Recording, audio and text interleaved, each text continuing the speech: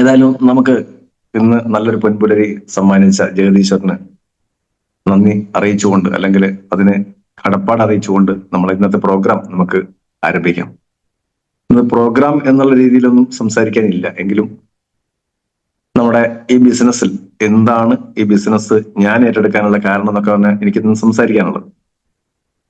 Direct selling ഇൻഡസ്ട്രിയിലേക്ക് വരുന്നതിന് മുമ്പേ ഭൂരിഭാഗം ആളുകൾക്കും അറിയാം തന്നെ പ്രൊഫഷണലി സിവിൽ എഞ്ചിനീയറിംഗ് കൺസ്ട്രക്ഷൻ മേഖലയിൽ പ്രവർത്തിക്കുന്ന സമയത്താണ് ഞാൻ ഈ മേഖലയിലേക്ക് എത്തപ്പെടുന്നത്. തികച്ചും വ്യത്യസ്തമായ ഒരു മേഖലയിലേക്ക് എന്തുകൊണ്ട് കടന്നു വന്നു എന്ന് ചോദിച്ചു കഴിഞ്ഞാൽ ഒരുപാട് കാരണങ്ങളുണ്ട്. ഇതിനൊക്കെ മുന്നോടിയായി എനിക്ക് ആദ്യം നമ്മുടെ ഒരു ദിവസം മുമ്പേ, ഇന്നലെ കഴിഞ്ഞ് അതിന് തൊട്ട മുമ്പേ മിനിഞ്ഞാന്ന് നമ്മുടെ ഒരു മെഗാ ഇവന്റ് നടന്നു, സ്പാർക്ക് സീസൺ 1. അതിന് ഹൃദ്യമായ നന്ദി അല്ലെങ്കിൽ അഭിനന്ദനങ്ങൾ അറിയിക്കാതെ തുടങ്ങുന്നത് ശരിയല്ല. ഒരു മികച്ച ഒരു പ്രോഗ്രാം, ആദ്യമായി ഒരു പ്രോഗ്രാം സംഘടിപ്പിച്ച, ഇതിന്റെ പിന്നിൽ പ്രവർത്തിച്ച പ്രധാനപ്പെട്ട ലീഡേഴ്സ് അയ്യൂബ് സാർ ഉൾപ്പെടെ, പ്രധാനമായും എനിക്ക് തോന്നുന്നു അയ്യൂബ് സാറാണ് അതിന് ചുക്കാൻ പിടിച്ചിട്ടുള്ളത്. അതേപോലെ ഉമർ ഉസ്താദും റമീസ് സാറും ഷാഹിർ സാറും, അങ്ങനെയുള്ള എല്ലാ ലീഡേഴ്സും, ഞാൻ ഓരോരുത്തരുടെ പേരെടുത്ത് പറഞ്ഞ് അതിന്റെ സമയം പോകുന്നില്ല, നമ്മുടെ എല്ലാ പ്രധാനപ്പെട്ട ലീഡേഴ്സും മുൻകൈ എടുത്തുകൊണ്ട് വളരെ നല്ല ഒരു പ്രോഗ്രാം നമ്മളവിടെ സംഘടിപ്പിച്ചു. വളരെ മികച്ച രീതിയിൽ തുടക്കത്തിൽ തന്നെ ഒരു പ്രോഗ്രാം നടത്തി അതിനെ വിജയിപ്പിച്ച എല്ലാവർക്കും ഈ അവസരത്തിൽ കൃത്യമായ നന്ദിയും അഭിനന്ദനങ്ങളും അറിയിച്ചുകൊണ്ട് തുടങ്ങാം. ഈ ബിസിനസ്സിലേക്ക് വരുന്നതിന് മുമ്പ് ഞാൻ പറഞ്ഞു, പ്രൊഫഷണലി സിവിൽ എഞ്ചിനീയർ ആണ്, കൺസ്ട്രക്ഷൻ മേഖലയിലായിരുന്നു വർക്ക് ചെയ്തുകൊണ്ടെന്ന് പറഞ്ഞു. പിന്നെ എന്തുകൊണ്ട് ഇങ്ങോട്ടേക്ക് കയറി എന്ന് ചോദിച്ചു കഴിഞ്ഞാൽ കുറെ കാരണങ്ങളുണ്ട്. ഡയറക്ട് സെല്ലിംഗ് ഇൻഡസ്ട്രിയുടെ പ്രാധാന്യം ഞാൻ തുടക്കത്തിൽ തിരിച്ചറിഞ്ഞ ആളല്ല. ഇതിൽ വന്ന ആരും അങ്ങനെ തിരിച്ചറിഞ്ഞ ആളാണെന്ന് ഞാൻ മനസ്സിലാക്കുന്നില്ല. നമുക്കൊക്കെ അറിയുന്ന നമ്മുടെ പ്രധാനപ്പെട്ട ലീഡർ, നമ്മുടെ ബെൽനിസർ, IITC എന്ന് നമ്മൾ അഭിമാനത്തോടെ ഇന്ന് സംസാരിക്കുന്ന അദ്ദേഹം പോലും ഇതിനെ പൂർണ്ണമായി തിരിച്ചറിഞ്ഞ് മനസ്സിലാക്കിയിട്ടല്ല വന്നത്. ഒരു സുഹൃത്ത് ആദ്യം പറഞ്ഞു, നമ്മുടെ ബിജു BK സർ. അന്ന് അദ്ദേഹത്തോട് ബെൽനിസർ ചോദിച്ചൊരു ചോദ്യം അല്ലെങ്കിൽ പറഞ്ഞൊരു കാര്യം എന്ന് പറയുന്നത്, കയ്യും കാലും ഇല്ലേ, ആരോഗ്യമില്ലേ, അധ്വാനിച്ച് ജീവിച്ചൂടെ, വേണ്ടാത്ത പണിക്ക് പോകണ്ട, ആളെ പറ്റിച്ചുള്ള പൈസ കൊണ്ട് ജീവിക്കാൻ ഞാൻ അത്ര മോശക്കാരനല്ല എന്നാണ് ആദ്യം പറഞ്ഞത്. ഇതേ ബെൽനിസാറെ കൺവിൻസ് ചെയ്യാൻ അദ്ദേഹത്തിന്റെ സുഹൃത്തിന് പിന്നീട് കഴിഞ്ഞു എന്നുള്ളത് കൊണ്ടാണ് നമുക്കൊരു മികച്ച ലീഡറെയും ട്രെയിനറെയും നമുക്ക് ഇന്ന് തന്നത്. ഈ ബിസിനസ്സിലേക്ക് വന്ന ആളുകളെ മുഴുവൻ നമ്മൾ നോക്കിക്കഴിഞ്ഞാൽ ഒരു കാര്യം നമുക്ക് മനസ്സിലാവും, ഇവരൊന്നും ഡയറക്ട് സെല്ലിംഗ് ഇൻഡസ്ട്രിയുടെ സാധ്യത മനസ്സിലാക്കി വന്നതല്ല, നമ്മളും ആ രീതിയിൽ വന്നതല്ല. അപ്പൊ തീർച്ചയായും നമ്മൾ ഈ ഡയറക്ട് സെല്ലിംഗ് ഇൻഡസ്ട്രിയെ പറ്റി മറ്റൊരു വ്യക്തിയോട് സംസാരിക്കുന്ന സമയത്ത് നമ്മൾ മനസ്സിലാക്കേണ്ട ഒരു കാര്യം എന്നുള്ളത്, ഇത് അവർക്ക് ഒട്ടും മനസ്സിലാകാത്ത ഒരു വിഷയമാണ്. അവർക്കിതിനെ യാതൊരു താല്പര്യവും ഉണ്ടാകാനുള്ള ചാൻസ് ഇല്ല. അത് മാത്രമല്ല, ഫീൽഡിൽ അല്ലെങ്കിൽ നമ്മുടെ ഔട്ടറിൽ നമ്മൾ പുറത്തേക്ക് ഇറങ്ങുന്ന സമയത്ത് എത്രയോ ആളുകൾ ഇതിന്റെ നെഗറ്റീവ് വശങ്ങളാണ് കൂടുതലും അറിഞ്ഞിട്ടുണ്ടാകുക എന്നുള്ളൊരു ബോധ്യവും നമുക്കുണ്ടാകണം. ഇത് പറയാനുള്ള കാരണം, ഞാനും ഡയറക്ട് സെല്ലിംഗ് ഇൻഡസ്ട്രിയിലേക്ക് കടന്നു വരുന്നത് 2006 ആദ്യമായിട്ട് ഡയറക്ട് സെല്ലിംഗ് ഇൻഡസ്ട്രിയിലേക്ക്. ഇതിന്റെ പാരന്റ് കമ്പനി തന്നെ, ഞാൻ വേറൊരു കമ്പനിയിലേക്ക് പോയിട്ടില്ല. ഇതിന്റെ പാരന്റ് കമ്പനിയായി പ്രവർത്തിച്ച കമ്പനിയിൽ 2006 ഞാൻ കടന്നു വരുന്നത്. ഈ കമ്പനി തുടങ്ങിയത് 2003 ഞാൻ കടന്നു വരുന്നത്. 2006 ബെൽനിസാറാണ് കടന്നു. 2003 ഞാൻ ഈ അവസരത്തിലേക്ക് എൻ്റർ ചെയ്തു. പക്ഷെ എൻ്റർ ചെയ്ത് അതേ സ്പീഡിൽ തന്നെ ഞാൻ പുറത്തേക്ക് പോയി.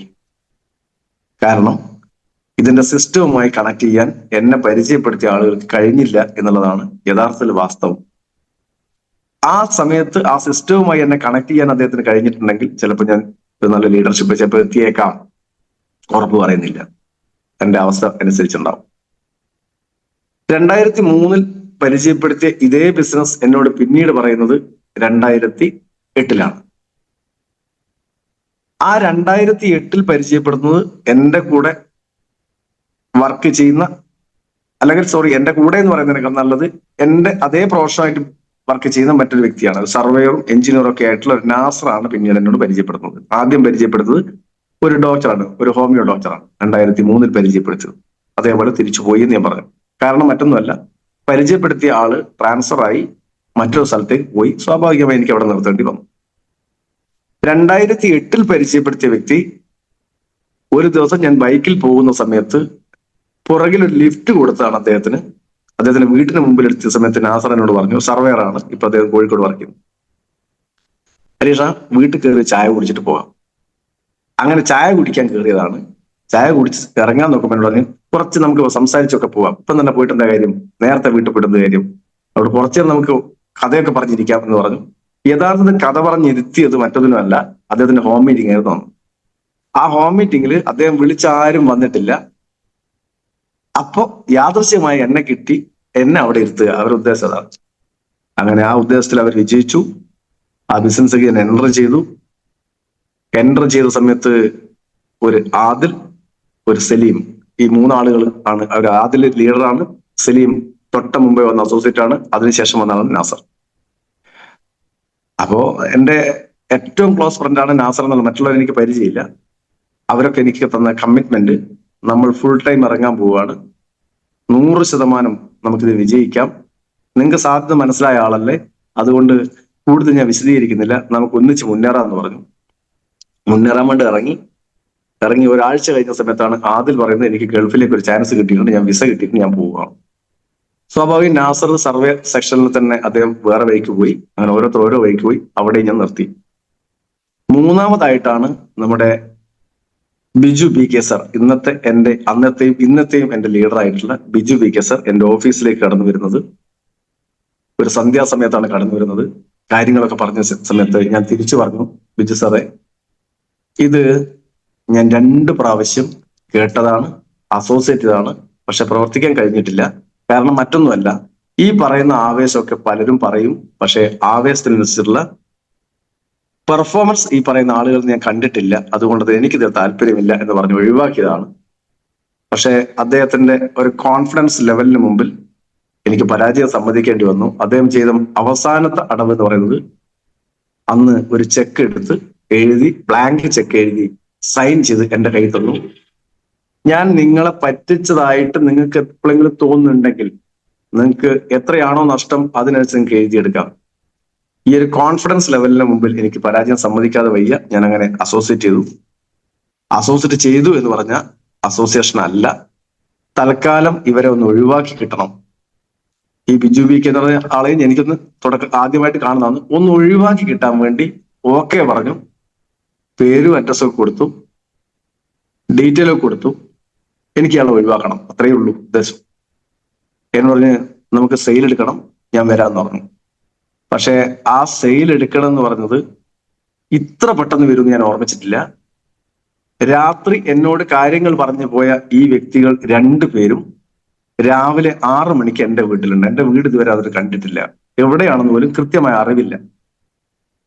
എഞ്ചിനീയർ ഹരികൃഷ്ണന്റെ വീട് എവിടെയാണെന്ന് ചോദിച്ച് മനസ്സിലാക്കി വന്നാണ് 6 മണിക്ക്. ആരോട് ചോദിച്ചൊന്നും പോലും എനിക്കറിയില്ല. അത്രയും നേരം വിളിക്കുന്ന സമയത്ത് ആരോട് ചോദിക്കാൻ പറ്റിയെന്ന് അറിയില്ല. 6 മണിക്ക് ഇവർ എന്റെ വീട്ടിലെത്തണമെങ്കിൽ മിനിമം ഒരു 4:30 അവർ എഴുന്നേറ്റ് അവരെ വർക്കൊക്കെ കഴിഞ്ഞ് ഒരു 5-5:15 വീട്ടിൽ പുറപ്പെട്ടെങ്കിൽ മാത്രമേ 6 മണിക്ക് എന്റെ വീട്ടിലെത്തുള്ളൂ. അത്രയും ദൂരമുണ്ട്, ഗ്യാപ്പ് ഉണ്ട്. അപ്പോ ഇത് എന്തിനു പറഞ്ഞു എന്ന് ചിലപ്പോൾ നിങ്ങൾക്ക് തോന്നുന്നുണ്ടാവും. ഇത്രയും കഥ എനിക്ക് പറയേണ്ട ആവശ്യമുണ്ടോ? എന്റെ അസോസിയേഷനുമായിട്ട് ബന്ധപ്പെട്ട് ഒരാവശ്യമില്ല. പക്ഷെ ഇവിടെ നമ്മൾ മനസ്സിലാക്കേണ്ട ഒരു കാര്യം, ഈ ബിസിനസിന്റെ വളർച്ചയ്ക്ക് ഏറ്റവും അനിവാര്യം എന്ന് പറയുന്നത്, ഒരാളെ കൺവിൻസ് ചെയ്താൽ സെയിൽ ക്ലോസിംഗ് 24 hours അപ്പുറത്തെ പോകാൻ പാടില്ല. അതിൽ തന്നെ ഒരാളെ കൺവിൻസ് ചെയ്യാനും മൈൻഡ് ബ്ലോക്ക് ഇല്ലാതെ ഒരാളെ എൻ്റർ ചെയ്യിക്കാനും ഏത് തീരുമാനം എടുപ്പിക്കാനും ഏറ്റവും പ്രധാനം അതിരാവിലെയാണ്. ഞാൻ പഠിച്ചൊരു പാടാണ്. വീട്ടിൽ വന്ന സമയത്ത് എൻ്റെ കയ്യിൽ 5 നയ പൈസ ഇല്ല. പ്രൊഫഷണൽ എഞ്ചിനീയർ ആണ്, കൺസ്ട്രക്ഷൻ ഉണ്ട്, കോൺട്രാക്ട് വർക്ക് ഉണ്ട്, ഒക്കെ ഉണ്ട്. പക്ഷെ കയ്യിലെടുക്കാൻ പൈസ ഇല്ല. കാരണം പല സമയത്തും വർക്കേഴ്സിന് സാലറി കൊടുക്കാൻ അല്ലെങ്കിൽ വാഹനങ്ങൾക്ക് റെന്റ് കൊടുക്കാനൊക്കെയായി നമ്മുടെ കയ്യിൽ നിന്ന് പൈസ അങ്ങോട്ട് പോകുന്ന മേഖലയാണ് നേരത്തെ. ഇപ്പോൾ അങ്ങനല്ല, ഒക്കെ പെർഫെക്റ്റ് ആയോടെ ഈ കൺസ്ട്രക്ഷൻ ഫീൽഡ് എന്ന് പറയുന്നത്. ആളുകൾ പല സമയത്തും നമുക്ക് പണം തരാറില്ല. യഥാസമയത്ത് പണം കൊടുക്കാൻ കഴിയുന്നില്ലെങ്കിൽ നമ്മൾ എവിടെന്നെങ്കിലും റോള് ചെയ്യേണ്ട ഒരു അവസ്ഥയായിരുന്നു. അങ്ങനെ 2009 ഞാൻ പിന്നീട് ഇതിന്റെ പാരന്റ് കമ്പനിയിലേക്ക് വരുന്നത്. ഞാൻ വന്ന ആ ആഴ്ചയാണ് നമ്മുടെ ഗ്രേറ്റ് ITC ലീഡർ, അന്ന് ITC എന്നല്ല പറയുക, അന്നത്തെ റാങ്ക് ഗോൾഡ് എക്സിക്യൂട്ടീവ് എന്ന് പറയുന്ന റാങ്ക് ആയിരുന്നു. ബെല്ലിന് സാർ ഗോൾഡ് എക്സിക്യൂട്ടീവായി. അന്നത്തെ സീലിംഗ് എമൗണ്ട് എന്ന് പറയുന്നത് 1,30,000 രൂപയായിരുന്നു. ബെല്ലിന് സാറ് അന്നത്തെ എന്റെ സെയിലോട് കൂടിയാണ് ബെല്ലിന് സാർ അന്ന് സീലിംഗ് അച്ചീവ്മെന്റ് ആയിരുന്നു. അപ്പൊ യഥാർത്ഥത്തിൽ ബെല്ലിന് സാറിന്റെ തുടക്കകാലത്തുള്ള ഒരു ലീഡർ അല്ല ഞാൻ എന്നാണ് പറഞ്ഞു വന്നത്. എന്നിട്ട് എങ്ങനെയാണ് ബെല്ലിന് സാറിന്റെ തുടക്കകാലത്തുള്ള ലീഡറായി ഞാൻ ഇന്ന് വരുന്നത് എന്ന് ചോദിച്ചു കഴിഞ്ഞാൽ അതും കമ്മിറ്റ്മെന്റിന്റെ കഥയാണ്. ഡയറക്ട് സെല്ലിംഗ് ഇൻഡസ്ട്രിയിൽ നിയമമില്ലാത്തത് കൊണ്ട് കഴിഞ്ഞ 2011 ഞങ്ങൾക്കൊക്കെ മാറി നിൽക്കേണ്ടി വന്നു എന്ന് ബെല്ല് സാറും ലീഡേഴ്സും ഒക്കെ പറഞ്ഞ് നിങ്ങൾ ഇഷ്ടം പോലെ കേട്ടിട്ടുണ്ടാവും. ഡയറക്ട് സെല്ലിംഗ് ഇൻഡസ്ട്രിക്ക് മാത്രമായി ഒരു നിയമനിർമ്മാണം ഇന്ത്യയിൽ നടന്നിട്ടില്ല. അതുകൊണ്ട് തന്നെ 2011 മാറി നിൽക്കേണ്ടി വന്നു. പിന്നീട് അങ്ങോട്ട് 2011 മുതൽ 2015 വരെയുള്ള കാലഘട്ടം ഡയറക്ട് സെല്ലിംഗ് ഇൻഡസ്ട്രിയിൽ കൂടെ ആർക്കും ഒരു വരുമാനമില്ല. ബിജു BK സാർ കല്യാൺ ജ്വല്ലറിയിലെ സെയിൽസിൽ കയറി. ഞാൻ സ്റ്റാർ ഹെൽത്ത് ഇൻഷുറൻസിൽ, അതിനും എനിക്ക് ഏർപ്പാടാക്കി തന്നത്, അല്ലെങ്കിൽ ആ സ്റ്റാർ ഹെൽത്ത് ഇൻഷുറൻസിൽ അഡ്വൈസറായിട്ട് പോസ്റ്റിംഗ് തന്നതും നമ്മുടെ ഇതേ ബെല്ലിന് സാറാണ്. കാരണം എന്റെ നിലവിലുള്ള ഓഫീസുകളൊക്കെ അടച്ചു പൂട്ടിയാണ് ഞാൻ അന്ന് ഇറങ്ങിയത്.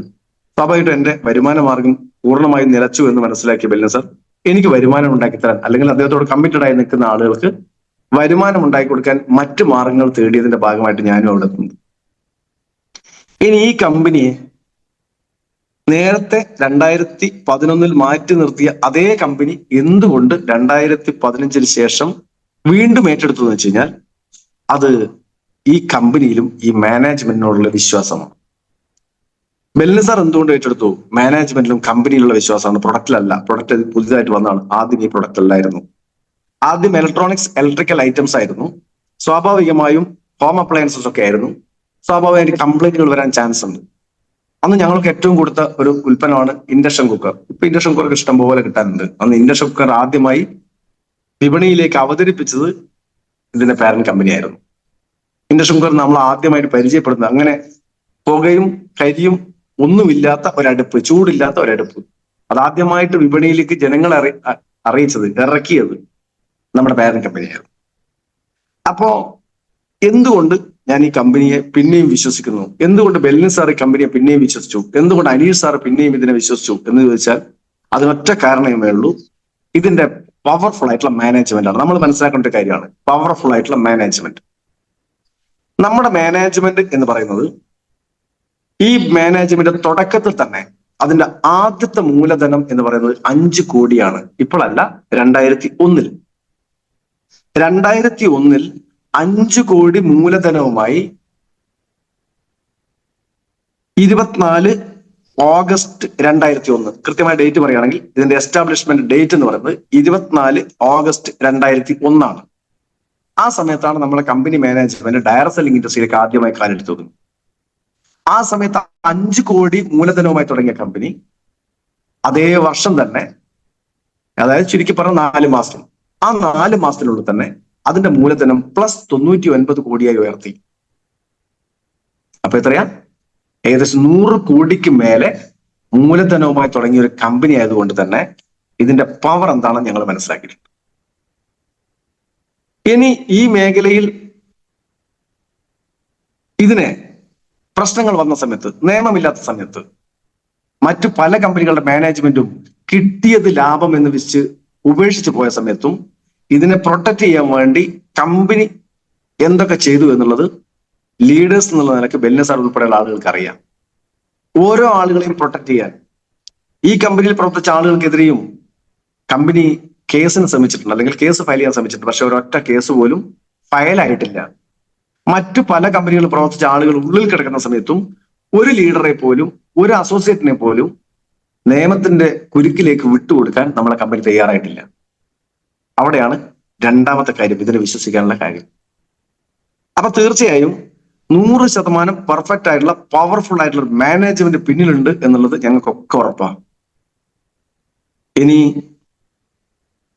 രണ്ടാമത്തെ ഇതിന്റെ സ്റ്റാർട്ടിങ് 2015 ജൂലൈ 29 നിയമം കേരളത്തിൽ നടപ്പിലാകുന്നത്. പക്ഷേ ഡയറക്ട് സെല്ലിംഗ് ഇൻഡസ്ട്രിയിൽ എന്തൊക്കെയാണ് നിയമത്തിന് തടസ്സമായി നിൽക്കുന്ന കാരണങ്ങൾ മനസ്സിലാക്കി കൃത്യമായി അതിനുള്ളൊരു മുന്നൊരുക്കം നടത്തിക്കൊണ്ട് നേരത്തെ ബൈനറി പ്ലാൻ ആയിരുന്നെങ്കിൽ പിരമിഡ് സിസ്റ്റം അനുവദിക്കില്ല എന്നുള്ളതാണ് ഗവൺമെന്റിന്റെ അല്ലെങ്കിൽ ഗവൺമെന്റിന്റെ ഭാഗത്തുനിന്ന് ഒഫീഷ്യൽസിന്റെ ഭാഗത്ത് ഉദ്യോഗസ്ഥന്മാരുടെ ഭാഗത്തുനിന്ന് ഉണ്ടായിട്ടുള്ള ഒരു നീക്കമെന്ന് മനസ്സിലാക്കിയ കമ്പനി ആ പിരമിഡ് സിസ്റ്റത്തിനെ മറികടക്കാൻ വേണ്ടി ഹൈബ്രിഡ് ബൈനറി എന്ന് പറയുന്ന പ്ലാനിലേക്ക് നമ്മളെ കമ്പനി കൊണ്ടുവന്നു.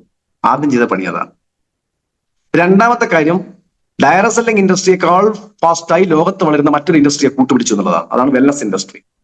വെൽനസ് ഇൻഡസ്ട്രിയിൽ കാലെടുത്ത് വെച്ച് കഴിഞ്ഞാൽ ഡയറക്ട് സെല്ലിംഗ് ഇൻഡസ്ട്രിയുടെ ഗ്രോത്ത് റേറ്റ് ഫാസ്റ്റായി നിലവിലുള്ളതിന്റെ 100 മടങ്ങ് വർദ്ധിക്കുമെന്ന് തിരിച്ചറിഞ്ഞ കമ്പനി വെൽനസ് ഇൻഡസ്ട്രിയിൽ കാലെടുത്ത് വെച്ചു.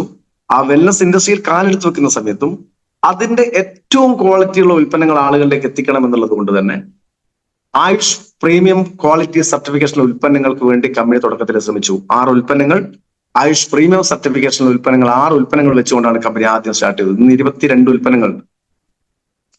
അപ്പോ ആയുഷ് പ്രീമിയം സർട്ടിഫിക്കേഷനുള്ള 22 ഉൽപ്പന്നങ്ങൾ ഇന്നുണ്ട്. അന്ന് 6 ഉൽപ്പന്നങ്ങൾ വെച്ച് സ്റ്റാർട്ട് ചെയ്തു. അപ്പോ ഡയറക്ട് സെല്ലിംഗ് ഇൻഡസ്ട്രിയേക്കാൾ ഫാസ്റ്റായി ഗ്രോ ചെയ്യുന്ന അല്ലെങ്കിൽ അതിനോടൊപ്പം വളരുന്ന ലോകത്തെ ഏറ്റവും ഫാസ്റ്റായി ഗ്രോ ചെയ്യുന്ന ഒരു ഇൻഡസ്ട്രി മുൻകൂട്ടി മനസ്സിലാക്കാൻ നമ്മുടെ കമ്പനി മാനേജ്മെന്റ് കഴിഞ്ഞു എന്നുള്ളതാണ് അതിന്റെ രണ്ടാമത്തെ പ്രത്യേകത. നമ്മുടെ കമ്പനി റീസ്റ്റാർട്ട് ചെയ്യുന്ന അല്ലെങ്കിൽ നമ്മുടെ പേരന്റ് കമ്പനിയിൽ നിന്ന് ഈ കമ്പനിയുടെ പേരിലേക്കും പുതിയ പ്രൊഡക്റ്റുകളുമായി കമ്പനി ലോഞ്ച് ചെയ്യുന്നത് 2013 മാർച്ച് 14-നാണ്.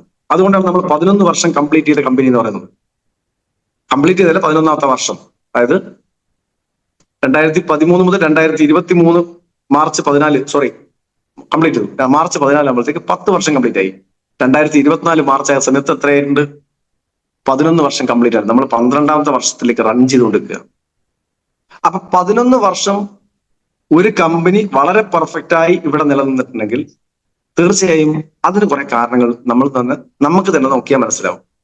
ഒന്ന്, ഒരു കമ്പനി കൃത്യമായി റൺ ചെയ്തു പോകണമെങ്കിൽ അതിന് ഏറ്റവും പ്രധാനം എന്ന് പറയുന്നത് ഡയറക്ട് സെല്ലിംഗ് ഇൻഡസ്ട്രി ആയതുകൊണ്ട് തന്നെ നമുക്കറിയാം ഡയറക്ട് സെല്ലിംഗ് ഇൻഡസ്ട്രിയിൽ പരസ്യങ്ങളില്ല, നമ്മൾ എവിടെയും കാണാറില്ല. ഡയറക്ട് സെല്ലിംഗ് ഇൻഡസ്ട്രിയിൽ പരസ്യങ്ങളില്ലാത്ത ഉൽപ്പന്നങ്ങൾ വിറ്റുപോകണമെങ്കിൽ ഏറ്റവും ക്വാളിറ്റിയുള്ള ഉൽപ്പന്നങ്ങൾ മാത്രമേ വിറ്റുപോകുള്ളൂ. ഏറ്റവും ക്വാളിറ്റിയുള്ള ഉൽപ്പന്നങ്ങൾ കൊടുക്കാൻ കഴിയുന്നുള്ളതാണ് നമ്മുടെ ഒന്നാമത്തെ വിജയം. രണ്ടാമത്തെ വിജയം എന്ന് പറയുന്നത്, നേരത്തെ കമ്പനി എന്തുകൊണ്ട് കുറച്ച് സ്ട്രഗിൾ ചെയ്തു, ഇപ്പോൾ ഒരു സ്ട്രഗിളും ഇല്ലാതെ പോകുന്നു എന്തുകൊണ്ട് വെച്ചാൽ നമ്മുടെ ഓരോ പ്രൊഡക്റ്റും റീപർച്ചേസിങ് ബെനിഫിറ്റ് ഉള്ള പ്രൊഡക്റ്റുകളാണ്. പേസ്റ്റ് തീർന്ന പേസ്റ്റ് പിന്നെ വാങ്ങും, കവചപ്രാശ് തീർന്ന പിന്നെയും കവചപ്രാശ് വാങ്ങും, ഹെയർ ഓയിൽ തീർന്ന പിന്നെയും വാങ്ങും. അതായത് ഓരോ പ്രൊഡക്റ്റും ഒരു വ്യക്തി ഇഷ്ടപ്പെട്ട് കഴിഞ്ഞാൽ അത് പിന്നെയും പിന്നെയും പിന്നെയും പിന്നെയും വാങ്ങാൻ നമ്മുടെ കമ്പനി അനുവദിക്കുന്നു എന്നുള്ളതാണ് ഏറ്റവും പ്രധാനപ്പെട്ട ഗുണം. അപ്പോ ഈ ഉൽപ്പന്നങ്ങൾ റീപർച്ചേസ് ഉള്ളത് കൊണ്ട് മാത്രം ഇതിൽ ലീഡേഴ്സായ ആളുകൾ വർക്ക് ചെയ്യണമെന്നില്ല. വെറും സെയിൽസ് ടേൺ ഓവർ ബോണസ് മാത്രമാണെങ്കിൽ എല്ലാവരും ഇതിനെ സ്നേഹിക്കണമെന്നില്ല. കമ്പനി ഇതിന്റെ ഇൻകം പ്ലാൻ അല്ലെങ്കിൽ ഇൻകം എങ്ങനെയൊക്കെ ഡിവൈഡ് ചെയ്യുന്നു എന്നുള്ളത് ഞാൻ വഴിയെ പറയാം. അതിനു മുമ്പേ ആയുഷ് പ്രീമിയം സർട്ടിഫിക്കേഷനെ കുറിച്ച് 1-2 കാര്യങ്ങൾ പറയാതെ വയ്യ. ആയുഷ് പ്രീമിയം ക്വാളിറ്റി സർട്ടിഫിക്കേഷൻ എന്ന് പറയുന്നത് ഇന്റർനാഷണൽ സ്പെസിഫിക്കേഷൻ, അതായത് ലോകത്തിന്റെ ഏത് ഭാഗത്തേക്കും പോകാൻ എന്തൊക്കെയാണോ അതിനുവേണ്ട ഗുണനിലവാരങ്ങൾ, ഘടകങ്ങൾ, ഇതൊക്കെ പാലിച്ചുകൊണ്ടാണ് ആയുഷ് പ്രീമിയം സർട്ടിഫൈഡ് പ്രൊഡക്റ്റ് ഉൽപ്പാദിപ്പിക്കുന്നത്. ആയുഷ് പ്രീമിയം സർട്ടിഫിക്കേഷൻ എന്ന് പറയുന്നത് ക്വാളിറ്റി കൗൺസിൽ ഓഫ് ഇന്ത്യയുടെ ആയുഷ് ഡിപ്പാർട്ട്മെന്റ് വിതരണം ചെയ്യുന്ന സൂപ്പർ ക്വാളിറ്റി സർട്ടിഫിക്കേഷൻ ആണ്, അല്ലെങ്കിൽ സൂപ്പർ ക്വാളിറ്റി അടയാളം. ഈ അടയാളം കിട്ടണമെങ്കിൽ വെറുതെ കിട്ടുന്നതല്ല.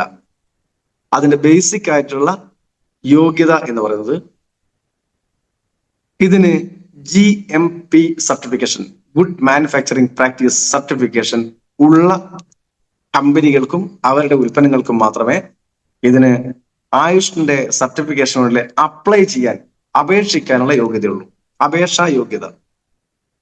രണ്ടാമത്തെ യോഗ്യത എന്ന് പറയുന്നത് ഈ ഉൽപ്പന്നം എവിടെ ഉൽപ്പാദിപ്പിക്കുന്നു എന്നുള്ളത് മുൻകൂട്ടി പറയാൻ കമ്പനികൾക്കാവണം. അതായത് ഏത് കമ്പനിയിലാണ് ഉൽപ്പാദിപ്പിക്കാൻ ഞങ്ങൾ ഉദ്ദേശിക്കുന്നത്, ആ കമ്പനി വേൾഡ് ഹെൽത്ത് ഓർഗനൈസേഷന്റെ മാർഗനിർദ്ദേശങ്ങൾ പാലിക്കുന്ന കമ്പനിയാണോ എങ്കിൽ മാത്രമേ ഇതിന്റെ അപേക്ഷ ഫയൽ സ്വീകരിക്കുള്ളൂ.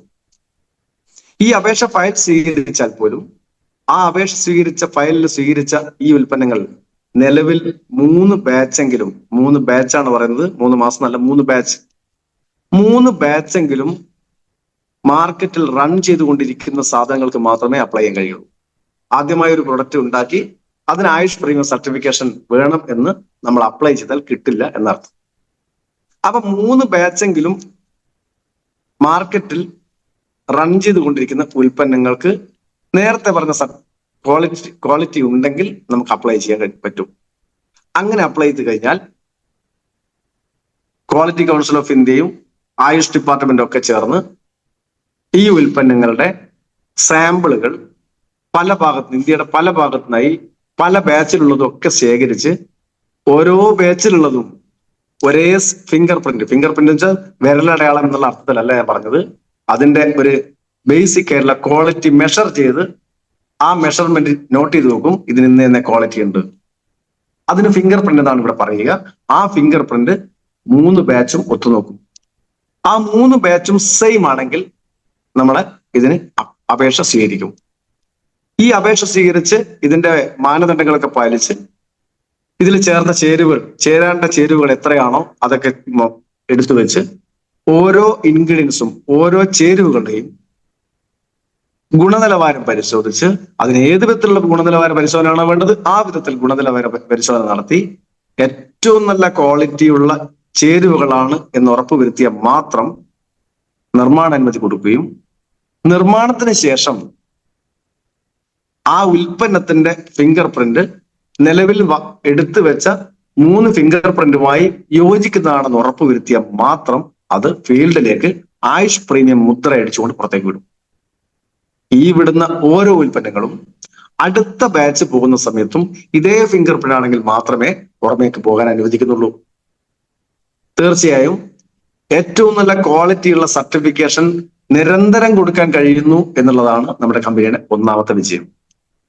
ഏറ്റവും നല്ല ക്വാളിറ്റിയുള്ള ഉൽപ്പന്നങ്ങൾ ആളുകളിലേക്ക് എത്തിക്കാൻ കഴിയുന്നു എന്നുള്ളതാണ് നമ്മുടെ വിജയം എന്ന് വേണമെങ്കിൽ പറയാം. നമുക്ക് ബെല്ലു സാർ എപ്പോഴും പറയാവുന്ന ഒരു കാര്യമാണ്, ഒരു പ്രൊഡക്റ്റ് ആദ്യമായി നമ്മുടെ നിർബന്ധം കൊണ്ട് വാങ്ങുന്നുണ്ടാകാം, 2ാമത് 3ാമത് 4ാമത് 5ാമത് പിന്നെയും വാങ്ങുന്നുണ്ടെങ്കിൽ ഒരിക്കലും നമ്മളെ ഗുണം കണ്ടിട്ടല്ല, നമ്മളെ മുഖം കണ്ടിട്ടല്ല അവര് വാങ്ങുന്നത് ആ ക്വാളിറ്റിയുള്ള ഉൽപ്പന്നം ഇത് പെർഫെക്റ്റ് ആണെന്ന് മനസ്സിലായിട്ടാ.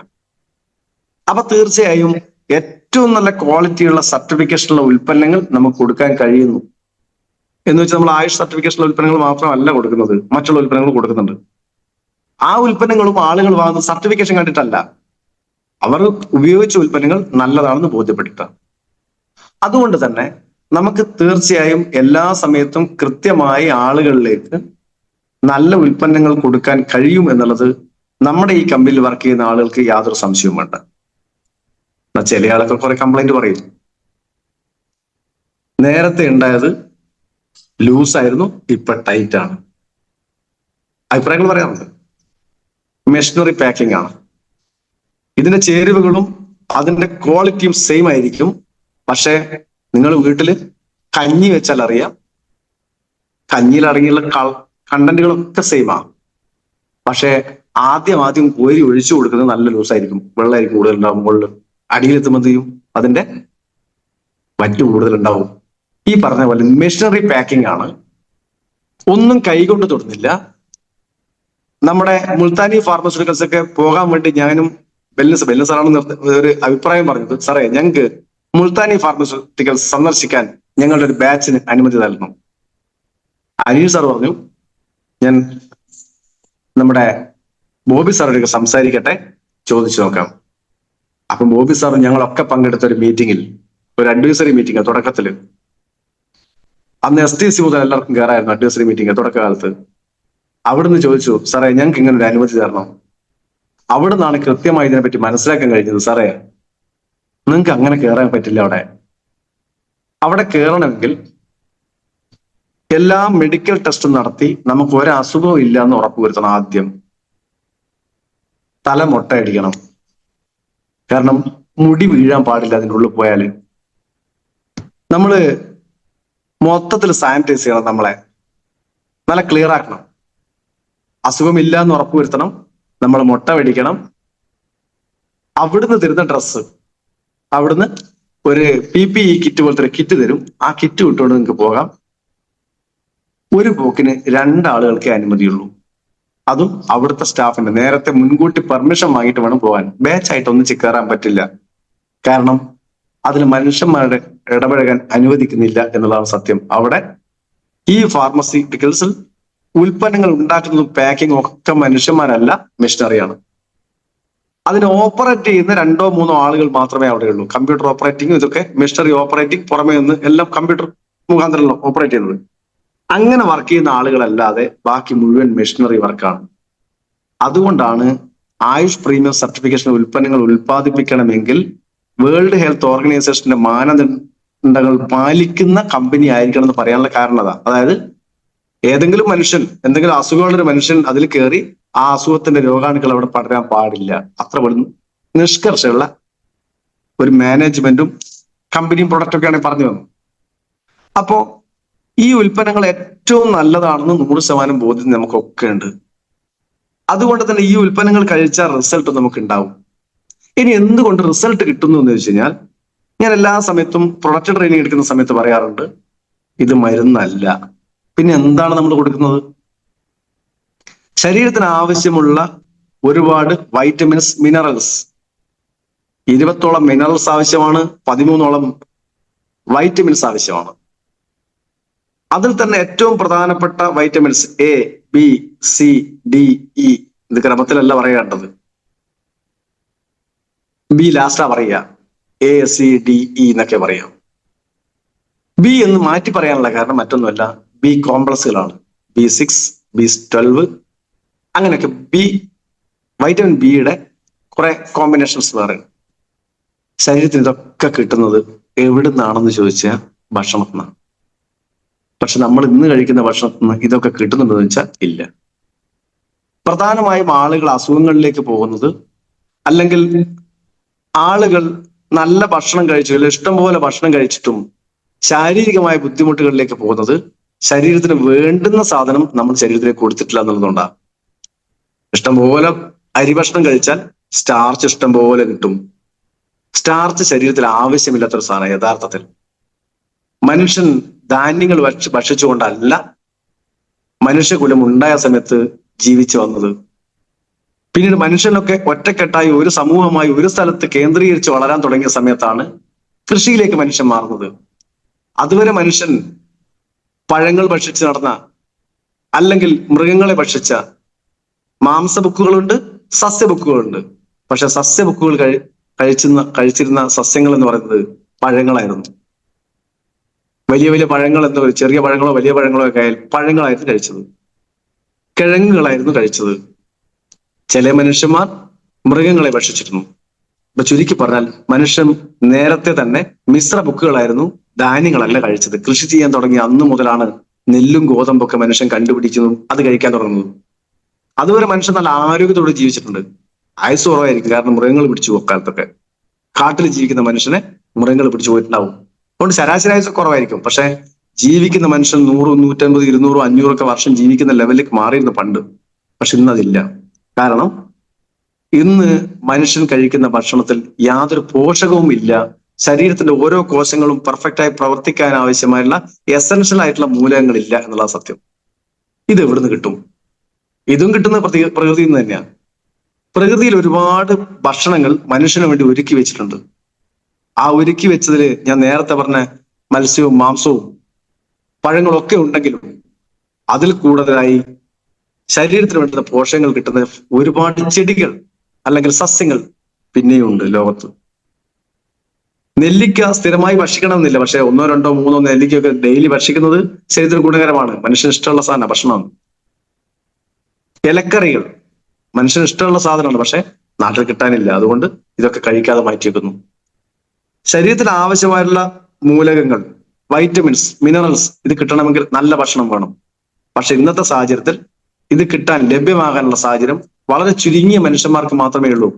ഗ്രാമപ്രദേശങ്ങളിൽ വസിക്കുന്ന, ഒരുപാട് കൃഷിത്തോട്ടങ്ങളുള്ള, കൃഷിഭൂമിയുള്ള, പറമ്പിലൊക്കെ അത്യാവശ്യം പഴങ്ങളും പച്ചക്കറികളൊക്കെ ഇഷ്ടം പോലെ വളരുന്ന ചുരുങ്ങിയ വിഭാഗം ആളുകൾക്ക് മാത്രമേ ആരോഗ്യത്തോടുകൂടി ജീവിക്കാനുള്ള സാഹചര്യമുള്ളൂ, ബാക്കി ആർക്കും ഇല്ല.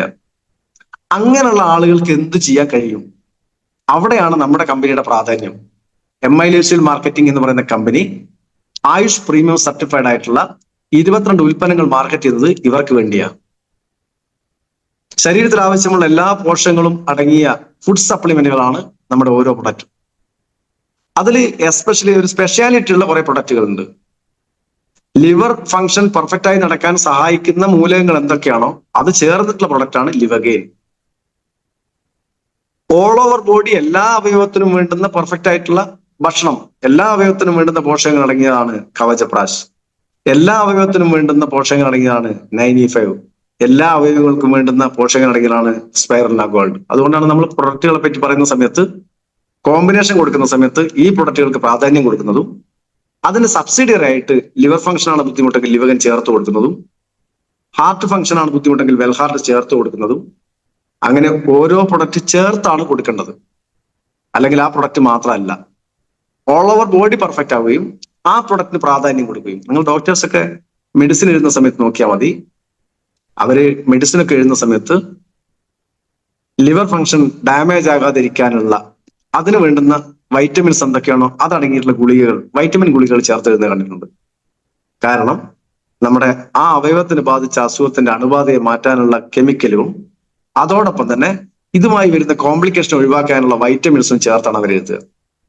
അപ്പൊ തീർച്ചയായും ശരീരത്തിന് ആവശ്യമുള്ളത് വൈറ്റമിൻസ് ആണ്, മിനറൽസ് ആണ്. അത് ആർട്ടിഫിഷ്യലായി കിട്ടുന്നതിനേക്കാൾ ഏറ്റവും ബെറ്റർ, ശരീരത്തിന് ആക്സെപ്റ്റബിൾ ആയിട്ടുള്ളത് പ്രകൃതിയിൽ നിന്ന് നേരിട്ട് കിട്ടുന്ന പ്രകൃതിദത്ത ചേരുവകളാണ്. ആ ചേരുവകൾ അടങ്ങിയ പ്രൊഡക്റ്റാണ് ആയുഷ് പ്രീമിയം സർട്ടിഫിക്കറ്റോട് കൂടി അത് ഏറ്റവും നല്ല ക്വാളിറ്റി ഉള്ളതാണെന്ന് 100% ഉറപ്പിച്ചുകൊണ്ട് നമുക്ക് വാങ്ങാൻ കഴിയുന്ന തരത്തിൽ ആയുഷ് പ്രീമിയം സർട്ടിഫിക്കറ്റോടുകൂടി നമുക്ക് തരുന്നത്. അപ്പോ ഏറ്റവും നല്ല ഉൽപ്പന്നങ്ങൾ കയ്യിലേക്ക് വെച്ച് നിന്നിട്ട് കമ്പനി പറയാണ് നിങ്ങൾ വരുമാനം ഉണ്ടായിക്കോ. അപ്പോ ഈ വരുമാനം ഉണ്ടാക്കാൻ പറയുന്ന സമയത്ത് നമുക്ക് എങ്ങനെയൊക്കെ വരുമാനം തരുന്നു, എത്രത്തോളം നമ്മൾ പ്രൊട്ടക്ട് ചെയ്യുന്നു കമ്പനി, അത് നമുക്ക് മനസ്സിലാണെങ്കിൽ കമ്പനിയുടെ ഇൻകം പ്ലാൻ ഒന്ന് മനസ്സിലാക്കിയാൽ മതി. പ്രവർത്തിക്കുന്നവന് വരുമാനവും പ്രവർത്തിക്കാത്തവന് വരുമാനം കൊടുക്കാതിരിക്കാനുള്ള പ്ലാനിങ് കമ്പനി ഒരേ സമയത്ത് ഉണ്ടാക്കി വെച്ചിട്ടുണ്ട്. അതുകൊണ്ടാണ് ഹൈബ്രിഡ് ബൈനറി സിസ്റ്റം തന്നെ ഉണ്ടാക്കിയത്. രണ്ട് ഭാഗത്തും 1:1 പെയർ മാച്ച് ചെയ്താൽ മാത്രം വരുമാനം കൊടുക്കുന്നത് കൊണ്ടാണ്. അല്ലെങ്കിൽ നിങ്ങൾ ആലോചിച്ച് നോക്ക്, ഞാൻ ഒരാളെ കൊണ്ടുവന്നു, അയാൾ പിന്നെയും ആളെ കൊണ്ടുവന്നു, 100, 150, 200, 500, 1000 ആൾക്കാരായി.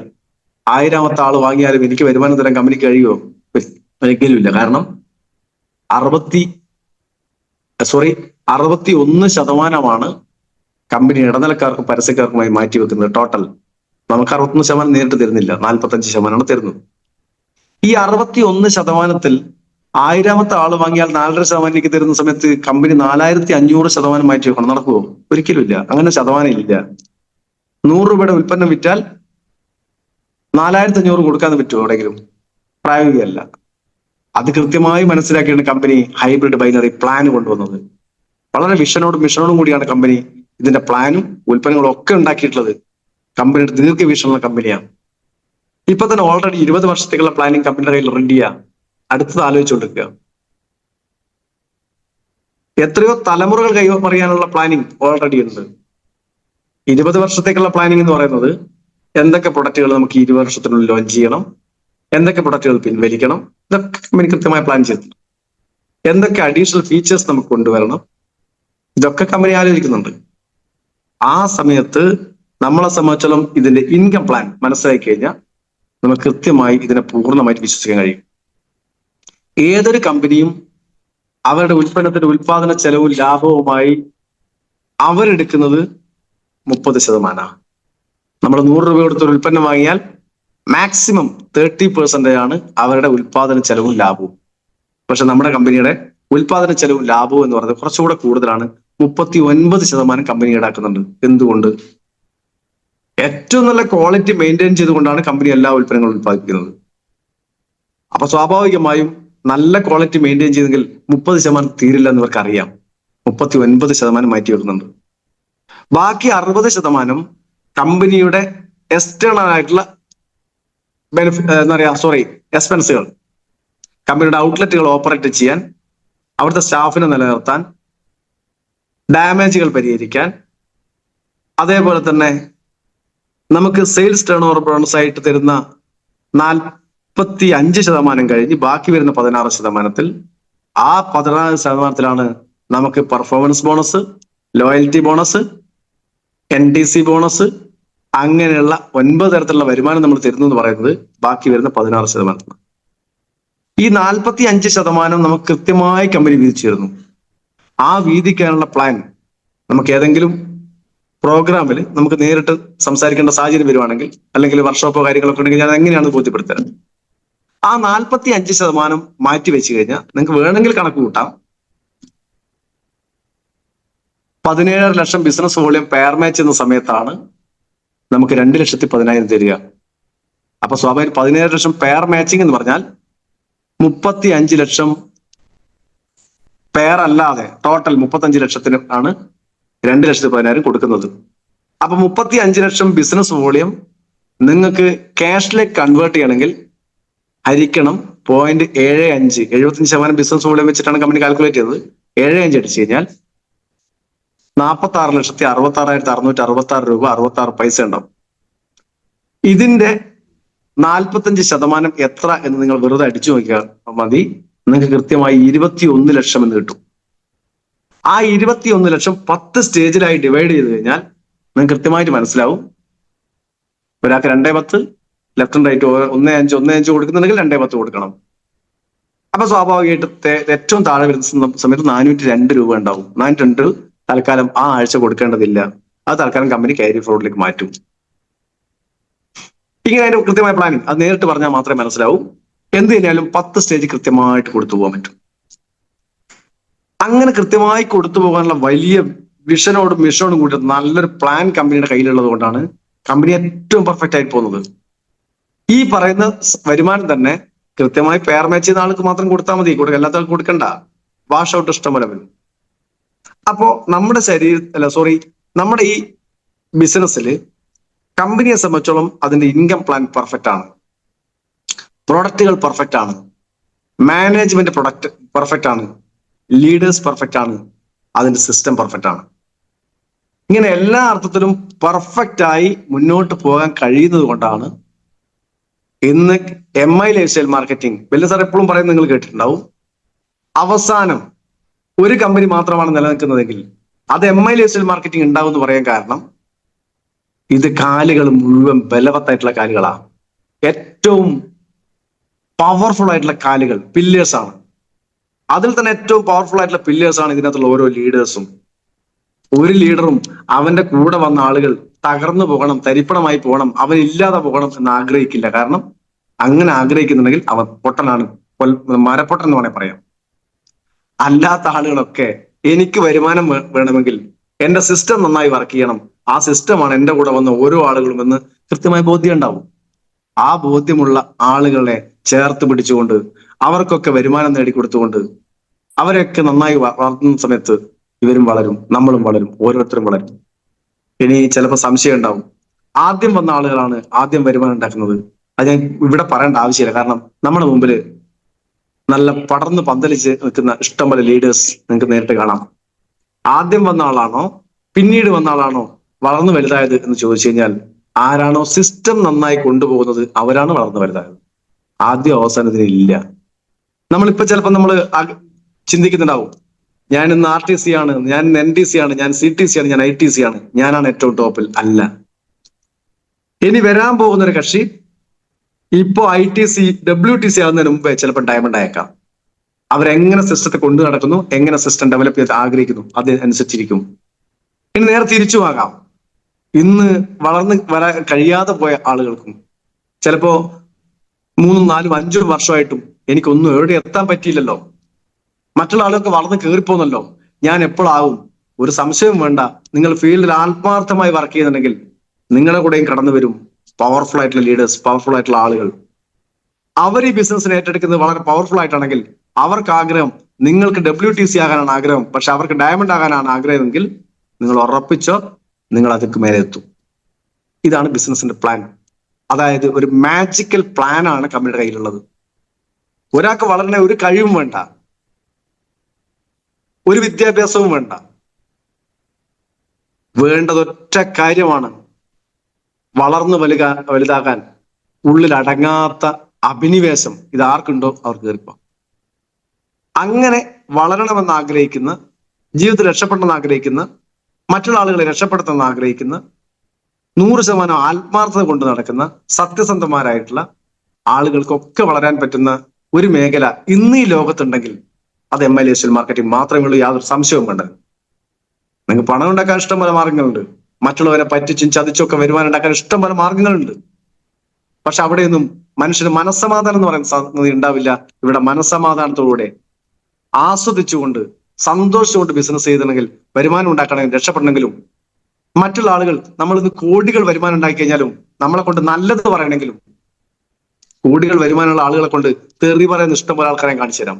അതേസമയത്ത് MILSL മാർക്കറ്റിംഗിൽ കോടികൾ വരുമാനം ഉണ്ടാക്കുന്ന സമയത്ത് അവിടെ നമ്മളെ കൊണ്ട് നല്ലത് മാത്രം പറയുന്ന, നമ്മളെ സ്നേഹിക്കാൻ മാത്രം ആഗ്രഹിക്കുന്ന ആളുകൾ ഇഷ്ടംപോലെ ഞാൻ കാണിച്ചു തരാം. ഞാൻ കാണിക്കേണ്ടത് നിങ്ങൾക്ക് അറിയാം.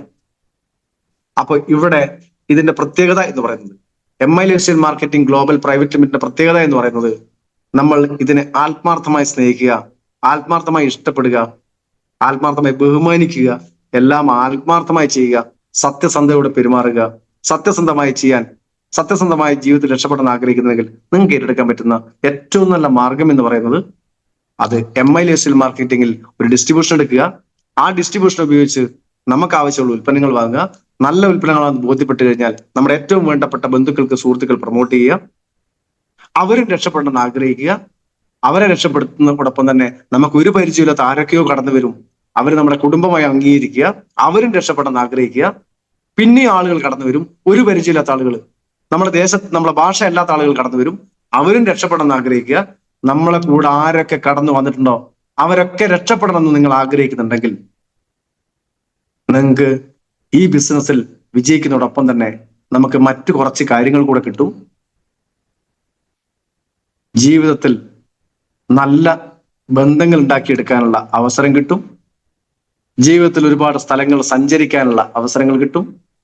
ജീവിതത്തിൽ ഒരുപാട് ആളുകളുടെ സ്നേഹം ഏറ്റുവാങ്ങാൻ നിങ്ങൾക്ക് അവസരം കിട്ടും. എത്രയോ ആളുകളെ നിങ്ങൾക്ക് മനസ്സറിഞ്ഞ് സ്നേഹിക്കാൻ പറ്റും. ചുരുക്കി പറഞ്ഞാൽ മാനസികമായി ഉല്ലസിച്ചുകൊണ്ട് സന്തോഷത്തോടുകൂടി സ്വർഗം ഭൂമിയിൽ ഉണ്ടാക്കണമെങ്കിൽ അതിനൊറ്റ കാര്യമേ ഉള്ളൂ, MILSL മാർക്കറ്റിംഗിൽ ആത്മാർത്ഥമായി പ്രവർത്തിക്കുക. ഏതായാലും ഞാൻ കൂടുതൽ പറഞ്ഞ് ദീർഘിപ്പിക്കുന്നില്ല. കൃത്യം 6:50 നമുക്ക് 7 മണിക്ക് അവസാനിപ്പിക്കാൻ കഴിയുമെന്ന് പ്രതീക്ഷിച്ചുകൊണ്ട് തൽക്കാലം വിടവാങ്ങുന്നു. ജയ് ഹിന്ദ് ആൻഡ് ജയ് മലയാളം.